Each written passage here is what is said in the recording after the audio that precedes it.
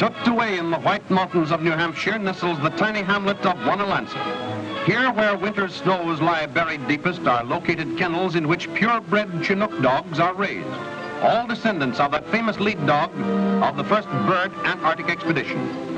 The breed was originally established by Arthur T. Walden, who crossed a Greenland Husky with a St. Bernard. One of their offspring was Chinook, who was then mated with a shepherd dog. Today, the purebred Chinook is light fawn in color, weighs 90 to 110 pounds. He is keen and alert, intelligent and friendly, and not fierce in spite of his size.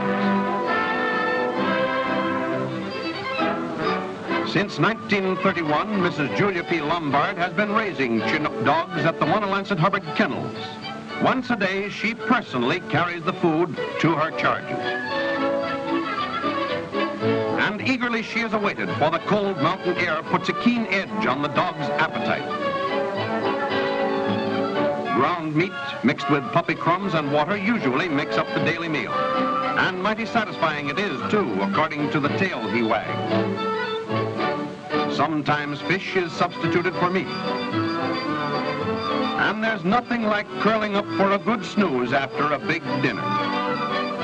But sharp ears detect the footsteps of Mrs. Lombard, who now comes to the kennels to let out the dogs for their daily exercise.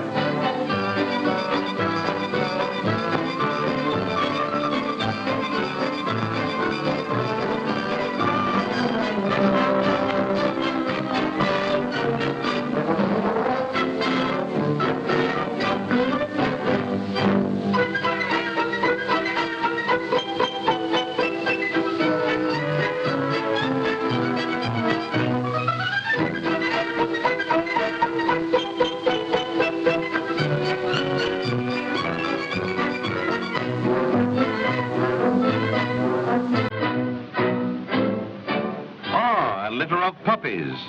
7 squirming little fellows cuddling close to mother and all doing nicely. 10 days old, they look like guinea pigs, but it won't be long before each pup grows up to be a big, strong sled dog.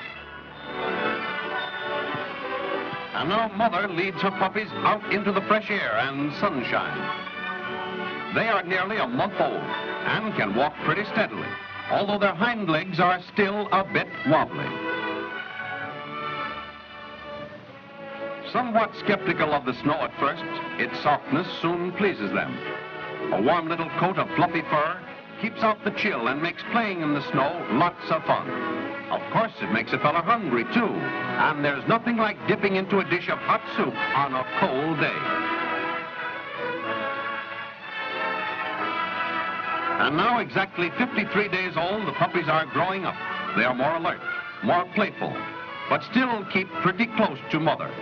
Still become a little scared when she tries to teach them to be on their own.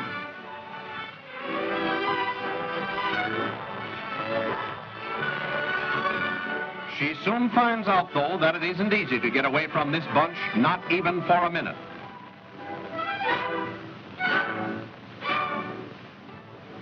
When the dogs are about a year old, their training begins. At first, a jerk line is used to teach them to come when called. But soon he dashes toward the trainer at the command of one word, come, without the aid of any line. And now a harness is put on the dogs, and they are hitched to a sled for the first time. At the call yake or go, they are pulled along the road to demonstrate what the word means.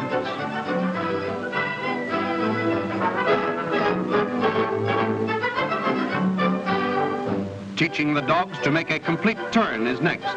The cry, haw, come in, means turn on the left. Gee, come in, on the right. The dogs are driven entirely by verbal commands without reins or halters of any kind. And it doesn't take long for these bright animals to catch on. In spite of general belief, the lead dog is not necessarily the biggest of the team, nor the best fighter. He is, however, invariably the most intelligent. He has many responsibilities in addition to obeying every command. Besides keeping the speed of the dogs up to about 11 or 12 miles an hour, he must know just how sharp a turn can be made without entangling the other dogs and sled. He knows, largely by instinct, whether or not the ice in lake and stream is strong enough to hold the man and sled behind him. And now they've arrived at the ski slope, where the dogs are greeted by none other than Hannes Schneider, one of the greatest skiers of all times, now an exile from his native land.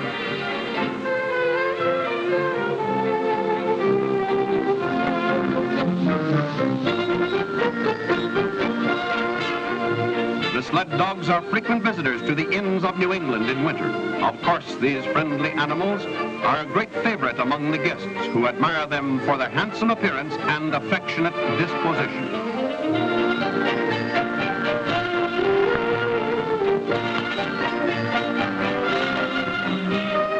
Furthermore, the dogs add greatly to the enjoyment of winter sports.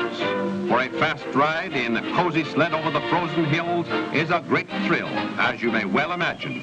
With nerves a-tingle, they're off.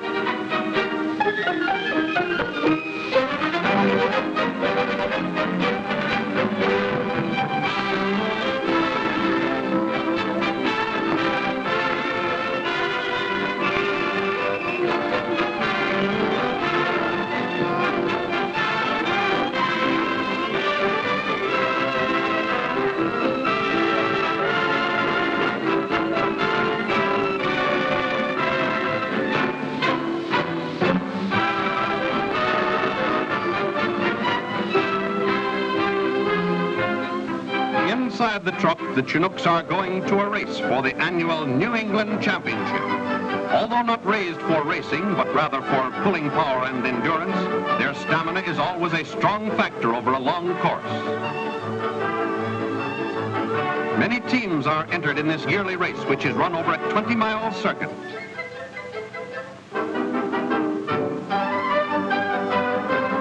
They take off at 3-minute intervals, and the team making the run in the shortest elapsed time is the winner.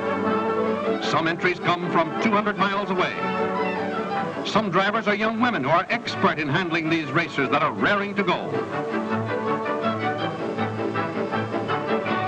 At the signal, she's off with the wind, off with her huskies as they churn up the snow with their flying feet. The villagers and guests from the neighboring towns take keen interest in the race. Standing at carefully chosen vantage points, they cheer on their favorite team.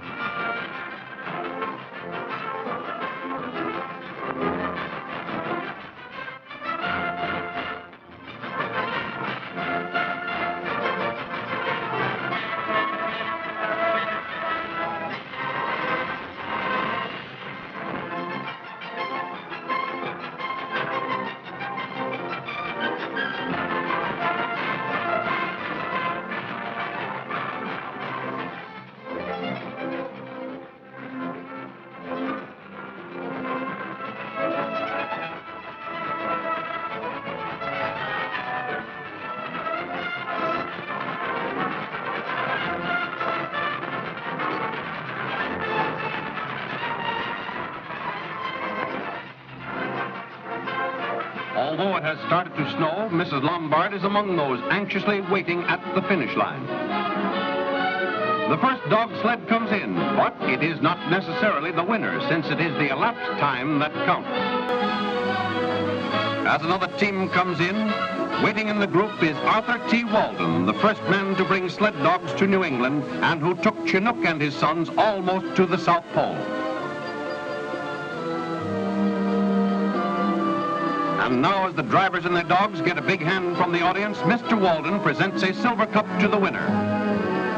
1 cup? No, 2 cups. No, 3 cups. This is his lucky day. See what's happened to the girl drivers. Uh-oh, there they are now, coming round the mountain. Well, I declare.